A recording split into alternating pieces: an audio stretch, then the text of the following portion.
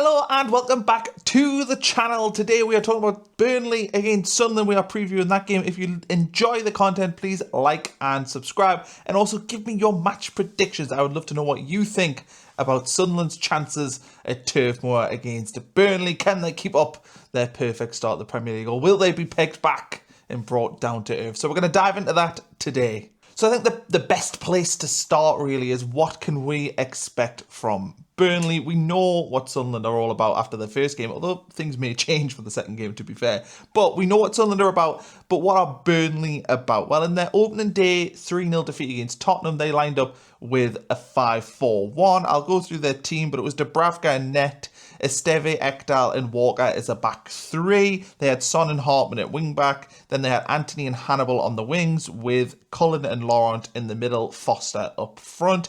I do not expect Burnley to line up in this way. I think 5-4-1 away from home at Tottenham is all well and good. I think I can totally understand that and think it makes sense. You try and be defensive, be compact, try and deal with the threats that Tottenham have, hopefully hit them on the counter-attack, which, to be fair, Burnley weren't that bad against Tottenham. The score looks bad, but they didn't play, terribly, and they were undone by moments of quality. That will happen in the Premier League, and it was a hard opening day for them. Like, going to Tottenham is far harder than playing West Ham at home, and that's the reality of this one. But it was still a disappointing start for them, losing 3-0. The scoreline flat at Tottenham, and I think Burnley will have a little bit of confidence at playing against what they will perceive as a weaker opposition, but probably, yes, a weaker opposition in Sunderland. They will have more success. So Armando Broja, it doesn't look like he's going to start. He didn't feature at all against Tottenham. Don't think he was even in the matchday squad. Will he be in the squad? Possibly this weekend. He hasn't had much of a pre-season, so that's a threat for Sunderland to worry about. It's a physical strike. I know Lyle Foster has been sort of up and down in terms of his production, and they've got Ian Fleming as well, but I think Broja is going to be the main man for Burnley this season, and I think Sunderland might be fortunate that he isn't at 100% heading into this game. So if we look back at the game last season that Sunderland played at Turf Moor, so this is a January game where Wilson Isidore missed a couple of penalties with all the stuff that James Trafford was doing. Burnley lined up with like a 4-2-3-1, 4-3-3, depending on how you looked at it, and I think it'll probably be similar for this game. That's their preferred formation, especially against teams that they think they've got a real chance of beating. And I feel like lining up with a midfield 2 against Sunderland, if they lined up 5-4-1, I think that would be a little bit of a disaster, really, with the energy that Sunderland have in the middle. You would basically be saying to Sunderland, go on, you control the middle of the park and we'll try and, win the game elsewhere. And I think that doesn't make any sense. So I think Burnley will want to try and, at least have some modicum of control in the middle of the park against Sunderland. So therefore, it feels unlikely that they'll line up with a midfield 2 in there. So I think they'll definitely have 3 central midfielders, which leads me to think they'll probably play a 4-3-3 in this game. And I think as well, in pre-season, they lined up in their last game against Lazio with a 4-2-3-1 stroke 4-3-3. So I think that's going to be their preferred formation this season. I just think going to Tottenham, probably whenever they go away to sides in the top 8 in the Premier League, they'll probably think, we're going to go a little bit more defensive and put 5 in the back. But I think largely there will be a 4-2-3-1 team this season.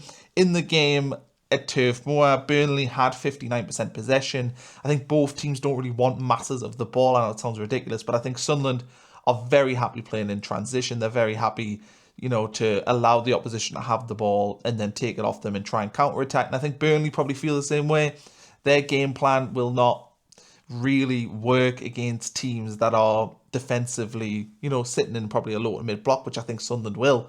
So it'll be very interesting to see these two teams who probably don't want masses of the ball play against each other, because when that happens, weird things can happen. Will a team just go, do you know what, we are going to assert dominance? Will Reggie Slabris go, do you know what, let's control the ball, let's use our quality, let's try and break in behind, let's maybe start Enzo Lefebvre and use his quality on the ball to try and break down this Burnley team. So it's possible that things could work out in a different way, and then there's a different game plan. Look, Reggie's always thinking far ahead, and he always has a plan. So maybe he thinks we can dominate this team because we're technically better than them now. But I think both sides will not want masses of the ball. And how that plays out, God knows. Burnley had 59% of the ball in the game last season, so maybe it'll follow a similar trend. And with Burnley being at home as well, their fans will probably want them, especially against a newly promoted team. I mean, this is a winnable game for them, as winnable a game as they're going to have all season.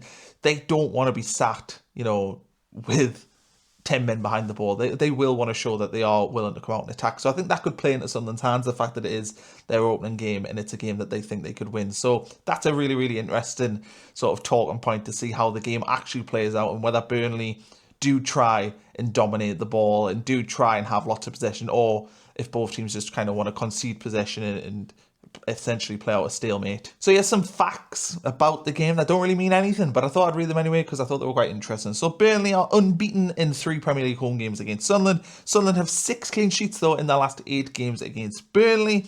Burnley have lost their opening home game in the Premier League 7 times out of 9. And Sunderland haven't won a Premier League away game in August or September since August 2009, which was that first game under Steve Bruce where they won 1-0. So that is pretty bonkers. If you've got any fond memories of Sunderland in August and September away from home, let me know. But yeah, it's been pretty brutal when Sunderland have been in the Premier League at the start of the season, and that stat shows that. So what can we expect from Sunderland? I think it's really hard to know what Sunderland will be in this game. I think we know what the team will be, and I'll go through that at the end. But I think last season, we were a weaker team than Burnley. You know, I think they were technically better than us, and I think they were, you know, a very well-organised team. We know all the things that they did. This season, it's a bit different, though. I think Sunderland have recruited so well, and Burnley, while they have recruited, they've also done a lot of sort of maintaining the squad from last season. I think that Sunderland have the better technical players than Burnley now, and I think Sunderland have more quality than what they had last season. So that does kind of change the game a little bit. Sunderland last season against Burnley, you know, Burnley had players like Josh Brownhill. They had an unbelievable back 5. They had, you know, strikers who were scoring goals. And I think Burnley have not progressed at the level that Sunderland have progressed over the summer. And look, it's early doors, but I think it's fair to say Sunderland have spent a lot, and it looks like that money's been spent pretty well. So that will change things a little bit, but I still think Sunderland are at their best when they're hurting teams in transition. And, you know, we saw that with Wilson Isidor's 3rd goal.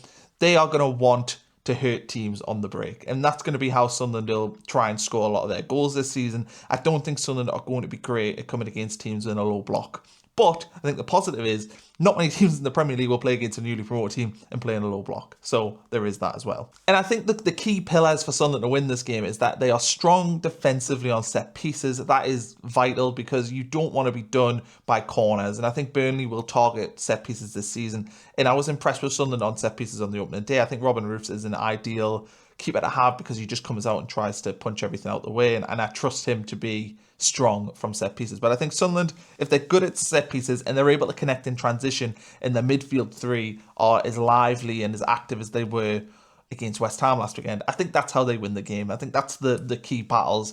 Don't get done on corners and free kicks, and also dominate in the middle of the park and make sure you have that control in there. Don't let Burnley have a sniff in there. That's how Sunderland win this game.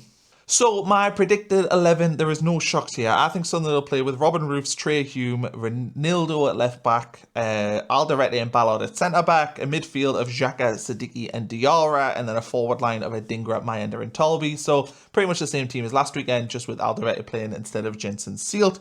And yeah, I'll be shocked if it's anything else, unless there's injuries that, you know, I'm recording this on Thursday morning, so it's before the press conference. Unless there's injuries, I don't see that they'll change the team all that much. And in terms of a prediction, remember, leave your predictions in the comments. I'd love to see what you all think. But I think this will be a very tight game. I think there'll not be much between the two teams. And I think Sunderland will just edge it 1-0. My reason behind it is I just think Sunderland have that little bit extra quality. They've got a lot of momentum right now.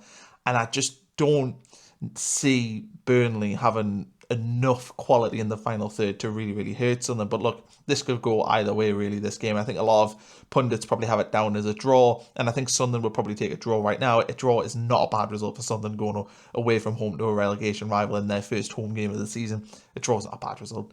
But I think Sunderland will nick it. I just think the momentum that Sunderland have right now, the positivity they have, the way that they played on the opening day, I think they'll carry that into this game, and I trust that players like Granit Xhaka will make sure there's no complacency in this team, which is really important because we saw that last season. Sunderland didn't have many experienced bodies, and I think at times we were quite complacent in games. I'm looking back at like that Plymouth home game last season where everyone was expecting to win. So they'll be grounded. I don't have any concerns with that. I think Sunderland will just edge it, but I wouldn't be surprised if it was a draw. And it's not doom on Burnley. I do hope that Sunderland, Leeds and Burnley can stay up this season because we need to have some change in the Premier League. We can't just have the same team. So hopefully Burnley do get it right and are fighting to scrap this season. But I just have Sunderland edging to win it. But please like and subscribe, comment, leave your predictions in the comments below, and we'll catch you for the next video.